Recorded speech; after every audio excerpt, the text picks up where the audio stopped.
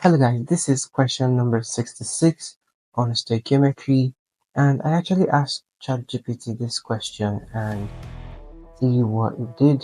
I was able to actually break it down even stepwisely, and it is pretty nice. So this means that it's really good for assistance in a way, right? But then let's solve it, okay? How many grams of NaHCO3, that is sodium bicarbonate, would completely react with 27 ml of 6 molar sulfuric acid?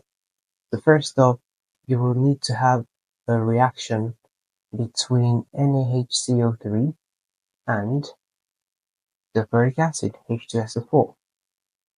Okay, so this would give you, how do you know what you'll get? The sodium would need to react with the sulfate part here. So you'd usually have Na2SO4. Then this is treated as a base and this is treated as an acid. So that's why I'm generating the salt here, Na2SO4. That's sodium sulfate. And then I should also generate water, H2O. And I should also generate CO2. Why? Because I'm dealing with a trioxocarbonate, that's a CO3 there. So you see, these are my products. So all I have to do is to balance this equation. So how do I do that?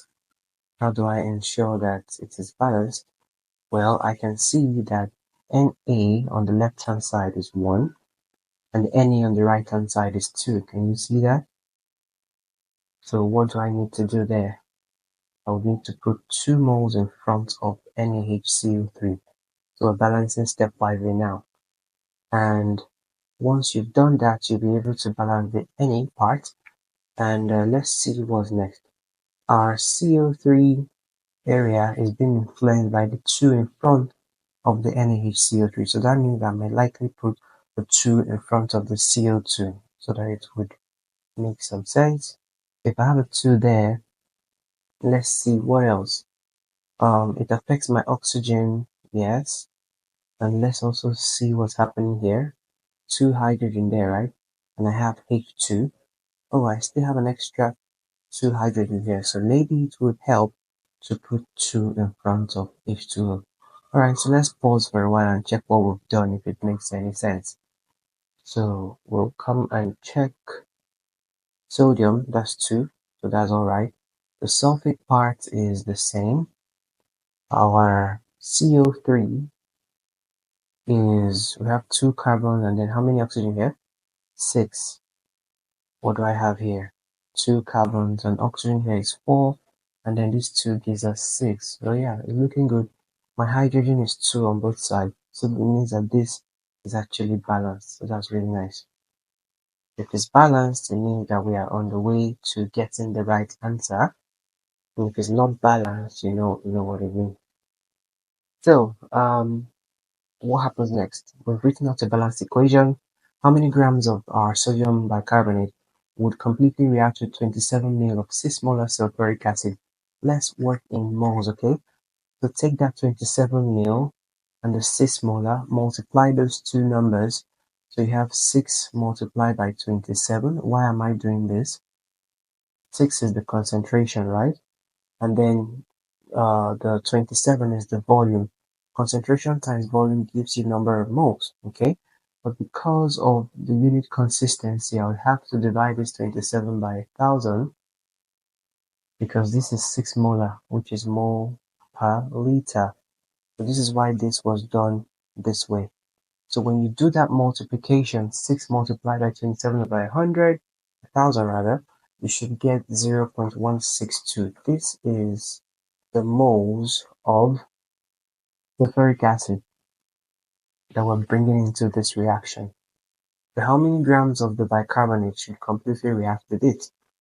From this equation, you can see that 2 moles of bicarbonate completely reacts with 1 mole of sulfuric acid from a balanced equation perspective.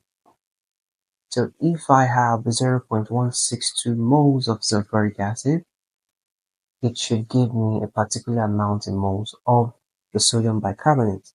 See that? Which is just going to be times 2. So the moles of sodium bicarbonate would then be 0.162 multiplied by 2. Okay, and when you do that, you would have 0.324. Are you still following? Are you still following, or are you lost? If you're lost, let me know. Alright, so this is the moles of NaHCO3. We're almost there. How many grams, right? What's the mass? That's what they're asking us. So we have the moles, but we know that the mass should be moles times molar mass. And we just got the moles, right? So it just remains the molar mass. So how do we know what the molar mass is? Molar mass of NaHCO3, that's what we're trying to figure out. Let's do it stepwisely. Sodium is 23, hydrogen is 1, carbon is 12, and oxygen is 16. But because of the 3 there, I had to write 3 in brackets 16 because I have 4 3 here. Okay? Now, when you do all this, sum it up to get the molar mass there. Should have about 84 grams per mole when you do that. And then when you multiply the 84 by 0.324, what do we have? That would give you 27.216 grams. So that's also similar to what the AI also gave us. You see how it's done? Quite easy. So let me know what you think about this question, and I'll see you on 67. Subscribe if you're seeing this on YouTube, by the way. Bye bye.